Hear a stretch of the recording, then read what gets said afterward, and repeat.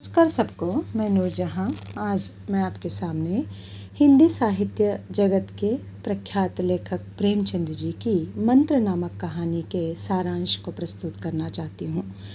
उस कहानी के सारांश को जानने से पहले प्रेमचंद जी का एक परिचय आपके सामने रखना चाहती हूँ। हिंदी कथा साहित्य के सुप्रसिद्ध हस्ताक्षर प्रेमचंद जी का जन्म वाराणसी के पास लम्ही नामक गांव में 31 जुलाई 1880 ईस्वी में हुआ। इसका मतलब है 31 जुलाई 1880 में। आपको पढ़ाई तथा जीविका के लिए दीर्घ संघर्ष करना पड़ा है। आप मानवता के आदर्श को प्रतिष्ठित करने वाले सच्चे कलाकार हैं। आपने हिंदी कहानी को सर्वप्रथम सामाजिक भूमि प्रदान की है। अपनी कहानियों उपन्यासों के माध्यम से आपने पिसता हुआ मध्यम वर्ग, शोषित किसान की घुटन, स्त्री और दलितों की पीड़ा प्रभावी रूप से शब्दबद्ध की है। आदर्शवाद से शुरू हुई आपकी कहानी यात्रा यथार्थवाद पर आकर रुकती है। ग्रामीण जीवन का जीता जागता सूक्ष्म चित्रण मनोवैज्ञानिकता के साथ प्रस्तुत करने में आपको अद्वितीय सफलता मिलती है। कफन, पूस की रात, पंच परमेश्वर, सदगति आदि आपकी प्रसिद्ध कहानियाँ हैं, जो मानस सरोवर में जो 8 खंड में है उसमें संकलित की गई है।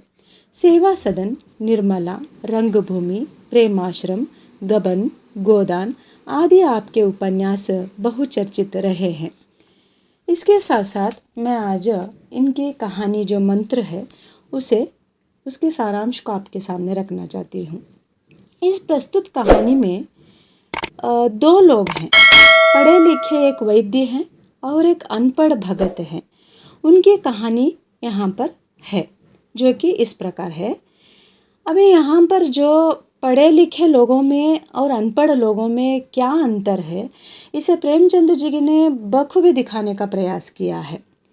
यहाँ पर बहुत दिनों से अनपढ़ भगत का जो बेटा है वो बीमार था। एक 4-5 दिन से वो कुछ खाता नहीं था, बीमार था, बहुत थका हारा था और कहाँ दिखाने से भी उसकी बीमारी जो है या जो भी उसे प्रॉब्लम था वो सॉल्व नहीं हो पा रहा था, या उसकी बीमारी का अंतिम कुछ भी पता नहीं चल रहा था कि क्या है। तो बहुत सारे लोगों ने ऐसे बताया कि यहाँ वहाँ क्यों आप ऐसे जा रहे हो, घूम फिर रहे हो, एक काम कीजिए, आप पढ़े लिखे एक बहुत बड़े वैद्य हैं जो कि उनका नाम डॉक्टर चड्ढा है, उनके पास एक बार जाने से शायद आपका बेटा ठीक हो जाएगा। सही में हम लोगों को लोग कहते हैं ना कि जहाँ कहीं भी जाते हैं या हम लोगों को वो डिसीज़ या जो भी बीमारी होती है वो अगर कम हो जाती है तो हमारे लिए वहाँ का पता या एड्रेस जो है वो बोलकर भेज देते हैं। तो उसी प्रकार वह जो अनपढ़ भगत था उसने क्या किया, जल्दी से लोगों की बात सुनी और अपने बच्चे को एक डोली में रखा, 2-3 कहारों के साथ लेकर वहाँ पर आ गया चड्ढा के घर। तो डॉक्टर चड्ढा जो है दोपहर का समय था, बहुत ही ठाट बाट से तैयार हो चुके थे, होकर वो कहीं बाहर जाने के लिए तैयार हो रहे थे कि उतने में यहाँ पर डोली को बाहर रखकर ये जो बूढ़ा है लठा टेकते हुए, अपनी लाठी को टेकते हुए वहाँ पर डॉक्टर साहब चिल्लाता हुआ आता है। तो इस तरह से चिल्लाने के तब डॉक्टर जो है वो गुस्से से बोलते हैं कि कौन है, क्या चाहिए आपको। तो ये बूढ़ा जो है बहुत ही दर्द भरे आवाज़ से बोलता है कि मेरा छोटा सा बेटा है, तो उसे तबीयत ठीक नहीं है, बहुत सारों ने बोला कि आपके पास ले जाने से ठीक हो जाएगा, एक बार आप उसे जांच लें। तो डॉक्टर साहब कहते हैं कि अभी ये समय देखने का नहीं है, कल सवेरे लेकर आओ, मुझे अर्जेंट कहीं जाना है। तो अर्जेंट कहाँ जाना था डॉक्टर चड्ढा को? तो उनको एक खेल खेलने के लिए जाना था, जो पोल का खेल था, तो उसके लिए जाना चाहते थे। तो अपने चिक्क को ढूंढते हैं खेलने के लिए जाने के लिए, तो ढूंढते हुए अपने हाथ पर घड़ी देखते हैं और कहते हैं कि अभी मेरे पास समय नहीं है, आप कृपया यहाँ से जाएं और कल सवेरे आ जाएं। तो वह भगत बहुत ही दर्द भरे अपने मन से, अपने दर्द भरे अपने आवाज़ से डॉक्टर चड्ढा से बहुत रिक्वेस्ट करता है, बहुत बार कहता है कि आप कैसे भी करके मेरे बच्चे को एक बार देख लीजिए, दया दिखाइए, आपका धर्म होगा, आपको भगवान अच्छा करेगा। इस तरह से गिड़गिड़ाता है और अपने सिर की जो पगड़ी है, जो बड़े लोगों के लिए तब के ज़माने में, पुराने ज़माने में इसके लिए बहुत ही मान्यता होया करती थी और उनका गौरव था और उनकी इज्जत थी और उनके जान से बढ़कर वो अपनी पगड़ी को प्यार करते थे। तो अपनी पगड़ी को निकाल कर डॉक्टर चड्ढा के जो चौखट है उस पर रख देता है और अपनी नाक रगेड़ने लगता है और बहुत सारा रिक्वेस्ट करता है, मिन्नतें करता है कि एक बार उसके बच्चे को देख ले। तो डॉक्टर किसी भी बात पर यहाँ पर उनकी बात सुनने के लिए तैयार नहीं थे, कैसे भी करके यहाँ से जाना चाहते थे क्योंकि उनको खेल के लिए देरी हो रही थी।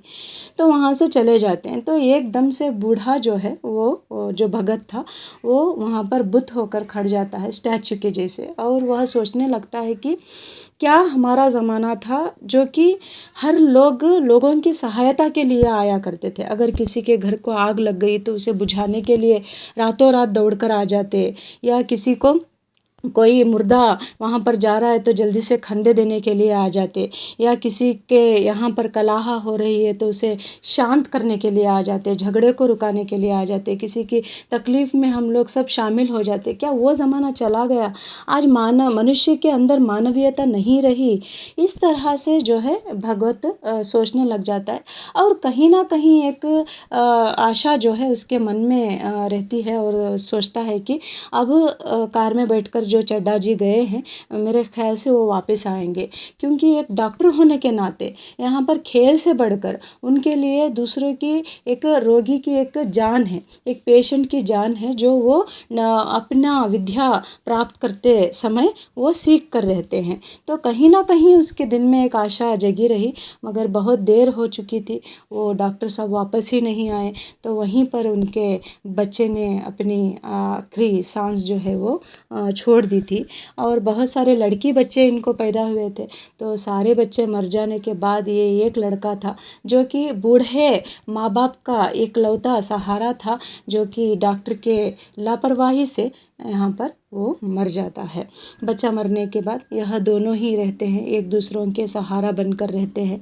तो ऐसे ही बहुत साल गुजर जाते हैं। डॉक्टर चड्ढा के भी दो बच्चे होते हैं, एक लड़की और एक लड़का। और लड़का जो है वो 20 साल का है और उनके माँ बाप के लिए वो एकलौता लड़का था और सारी आशा आकांक्षाएं जो है उस एकलौते बेटे के ऊपर थी, और बहुत ही सुंदर था, सुशील था, पढ़ाई में बहुत चालाक था, बहुत अच्छा था।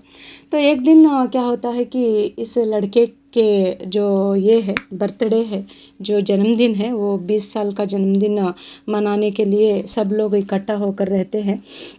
तो यहाँ पर जो होते हैं उसके दोस्त वगैरह सब आते हैं, पार्टी की बड़े ही शानो शान से यहाँ पर तैयारी की जाती है। तो इस तरह से यहाँ पर जो कुछ भी दुनिया में जो कुछ भी चाहिए, जो स्टेटस मेंटेन करने के लिए, जो पैसा, इज्जत, सब कुछ जो है वो इनके पास था, डॉक्टर साहब के पास। ऐसा कुछ भी नहीं था जो उनके पास नहीं है ऐसे। तो यहाँ पर इनका जो बेटा था, उनके बेटे को एक बहुत ही कैलाशनाथ नामक बेटा था उनका, वो बेटे का नाम, डॉक्टर साहब के बेटे का नाम कैलाशनाथ था। कैलाशनाथ पढ़ने के साथ साथ उसको एक बहुत अच्छी सी एक हैबिट थी उसे, क्या मतलब, सांपों को लेकर आना और उनकी देख रेख करना, उसे परवरिश करना, इस तरह की थोड़ी उसे हैबिट, यानी उसकी आदत पड़ चुकी थी। तो कहाँ कहाँ से जहरीले जहरीले सांपों को लेकर आता और बंद करके रख देता। तो सारे जो दोस्त लोग हैं वो सब इसके बर्थडे के दिन, जन्मदिन के दिन सब लोग आते हैं। तो यहाँ पर मृणालिनी नामक एक लड़की रहती है जो कि इसकी दोस्त भी है और प्रेमिका भी है। तो मृणालिनी जो बोलती है कि कैलाश एक काम करते हैं, तुम्हारे जितने भी सांप है उसे जाकर देखते हैं। तो कैलाशनाथ पहले एक बार कह देता है कि नहीं, अभी नहीं चाहिए, अभी बहुत सारा कार्यक्रम का बाकी है, पार्टी वार्टी करते हैं, बाद में जाते हैं। तो उतने में सारे दोस्त इसका मजाक उड़ाने लग जाते हैं, चुपके बोल रहा होगा, ऐसे ही झूठ मूठ का नाटक कर रहा होगा, इसके पास कोई सांप वांप नहीं हैंगे, ऐसे सब। तो इसके कारण और उसके साथ साथ इसकी प्रेमिका जो है वह लड़की वो अपना जो मूड है वो ऑफ कर लेती है और अपनी सूरत नीचे करते हुए थोड़ा गुस्से में इधर उधर घूमने लग देती है। तो उसे बुरा भी लग जाता है। तो उसे खुश करने के लिए कैलाश क्या करता है कि मृणाली को लेकर और सारे दोस्तों को लेकर जहाँ पर इसने सांप पाले हुए थे वहाँ पर जाता है। जाकर सारे सांपों को निकालता है, अपने गले में बांधता है और हाथों में दिखाता है, क्या सब करता है।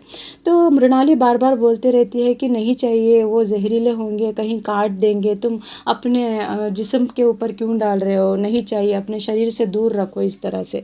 तो उतने में एक फ्रेंड बोलता है कि अरे ऐसे कुछ भी नहीं है यार, जो कोई भी सांपों को रखता है ना वो उसके जहरीले दांत जो है वो उखाड़ कर रखता है, तो इसीलिए यहाँ पर कोई दिक्कत नहीं होगी, तुम टेंशन मत लो। तो उतने में कैलाश नाथ बोलता है कि अरे ऐसे कुछ नहीं है, मेरे पास जितने भी सांप हैं मैंने कभी उनके जो जहरीले दांत हैं वो कभी मैंने उखाड़ने की कोशिश नहीं की। कोई भी जानवर जो है, चाहे वह सांप हो या दूसरा कोई भी जानवर या एनिमल जो होता है, कोई भी हो, अगर उसे कोई तकलीफ़ पहुंच रही है तब कहीं जाकर दूसरों के लिए वो तकलीफ़ देता है। तो हम अगर इसके लिए कुछ ना करें तो वो क्यों भला काटेगा। अगर वो सेफ उसको नज़र आ रहा है तो वह सांप कुछ भी नहीं करेगा। तो सब लोग हंसने लगते हैं, झूठ, ऐसे कुछ नहीं है, कोई भी ऐसे जहरीले सांपों को लेकर घूमता है क्या, वगैरह वगैरह, सब लोग इसका मजाक उड़ाने लगते हैं। तो उतने में कैलाश नाथ जो है लड़की का फेस देखता है और उसे सूरत देखकर उसे लगता है कि इसका इंसल्ट हो रहा है, उसकी इज्जत को कम हो रहा है। तो वहाँ से एक बहुत बड़ा कोबरा, एक सांप जो है वो निकालता है और वहाँ पर उसके जो मुंह है उसे ज़ोर से दबाता है। दबाने के बाद कभी भी ये जो कैलाश है इस तरह से फोर्स जो है कभी भी सांपों को नहीं करता था। पहली बार जब इस तरह से करता है तो वो सांप डर जाता है और उसे काट देता है। तो काटने के बाद तुरंत जो जहर है वो फैलने लगता है और कैलाश जो है वो दौड़ने लगता है और दौड़कर अपने जो रूम में जो अपनी जो कमरा है वहाँ पर थोड़े जड़ी बूटियाँ जो है वो रखा हुआ था, तो वो लेने के लिए जाता है। तो तब तक बहुत सारा जहर जो है वो फैल चुका था। तो इसकी जो प्रेमिका है वो और इसके माता पिता सब लोग बहुत टेंशन में आ जाते हैं, बहुत ही उसकी देख रेख करते हैं, क्या सब करते हैं। कैसे करने से भी इसकी जो हालात है वो बिगड़ती ही जा रही थी। तो सारी दुनिया में, सारे गांव में, सब जगह भी ये बात फैल जाती है कि इतने बड़े फेमस जो डॉक्टर थे, वैद्य, उनके बेटे को सांप ने काट लिया है और बचने की कोई उम्मीद नहीं है। तो सारे लोग वहाँ पर जमा हो जाते हैं।